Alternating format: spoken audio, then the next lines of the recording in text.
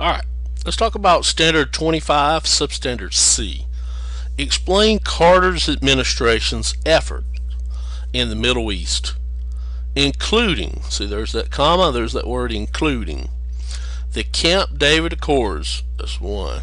His response to the 1979 Iranian Revolution, that's two, and Iranian hostage crisis. Three things we need to know about President Carter's administration and his efforts in the Middle East. So our concentration here is on President Jimmy Carter's administration, and the elements are Camp David Accords, Iranian Revolution, and Iranian hostage crisis. The themes are U.S. role in world affairs and conflict and compromise. Alright, so President Jimmy Carter from Plains, Georgia, right down the road from us here in Bainbridge, meaning he became president because a lot of people in the United States, a lot of citizens, had lost trust in government, mistrusted the government because of the Nixon scandal, and because of Ford pardoning Nixon and pardoning those people that were called to fight in the Vietnam War, granting them amnesty when they dodged the draft. And a lot of people were upset about that, and so they come to distrust government, all government officials. Jimmy Carter from Georgia, he was a governor from Georgia, and in 1976 he ran for president and beat Gerald Ford on a campaign that he was a Washington outsider who had not been corrupted, and he wins the presidency. And one of his greatest international things he did was Camp David Accords. That's one of the things we're supposed to talk about. Let's talk about what Camp David is first.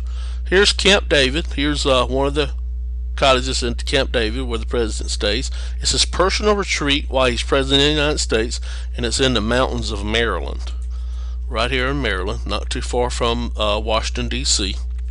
is where the president goes and gets away from things, but he also invites foreign dignitaries there to talk about things and to get some work done there as well. So in Maryland, there at Camp David, he invites two men.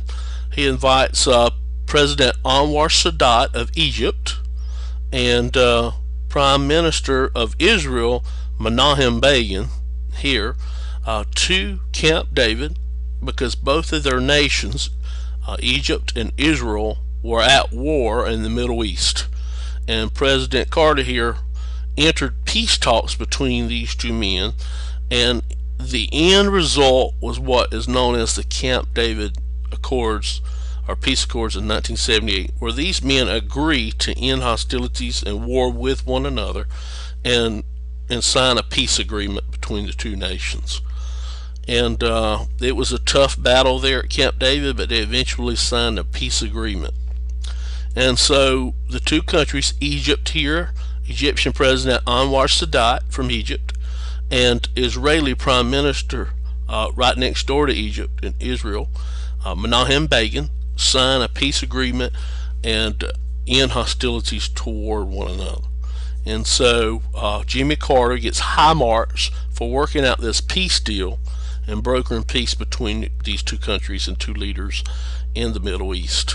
So in 2002, President Jimmy Carter was awarded with the Nobel Peace Prize for his efforts to promote world peace.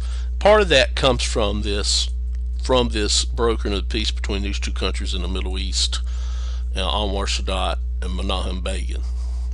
And so that's what we call the Camp David Accords. Okay.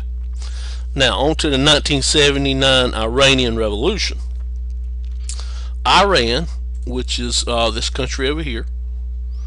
Alright, Iran and the Persian Gulf you see here. Here's Iran. We're going to talk about Afghanistan, this country over here, and Iraq, and when we talk about George Bush. But here's the Persian Gulf, the Caspian Sea, and here's the Mediterranean over here. But here's Iran, the country of Iran, and the capital of Iran is Tehran.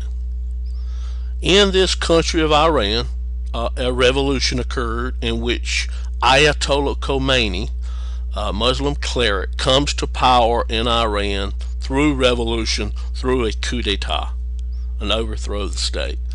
In 1979, Shah Pahlavi, the Shah of Iran, was run out of town. He was taken over and he had to escape. He fled to Mexico.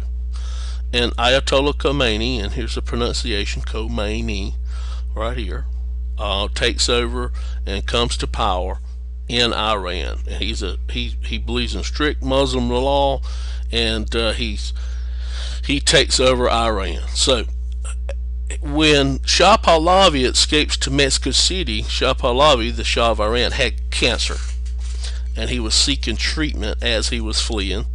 He goes to Mexico. They didn't really have world-renowned medicine there to deal with cancer, or treatment to deal with cancer. So the Shah asked to come into the United States to receive medical treatment. And President Jimmy Carter responds, first hesitantly, but then he allows Shah Pahlavi, the Shah of Iran, who had been deposed by Ayatollah Khomeini, to come into the United States and get medical help for his cancer, to get medical attention.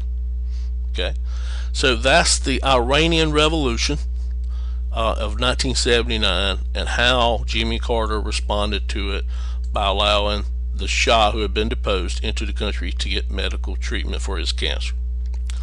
Immediately following this, the Iranian people get mad, and the Iranian hostage crisis occurs.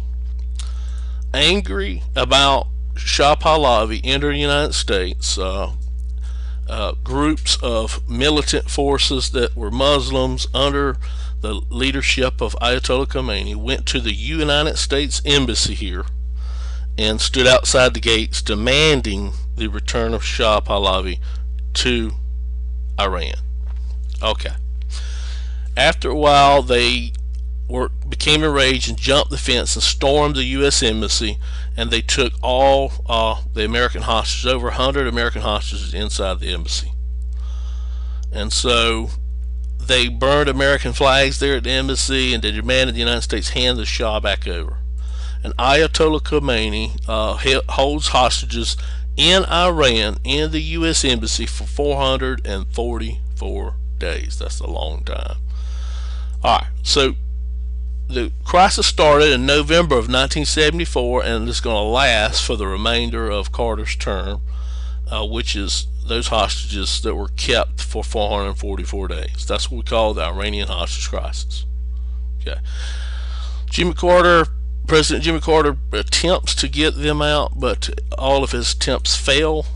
And after the 444 days were over, the prisoners were released by Ayatollah Khomeini as President Ronald Reagan was given his inaugural address in 1980. Okay. And so those three things, we've met our objective with explain President Carter's administration's efforts in the Middle East, including the Camp David Accords, his response to the 1979 Iranian Revolution, and the Iranian hostage crisis. If you have any more questions, ask me in class. Good luck on the quiz, the test, the EOCT.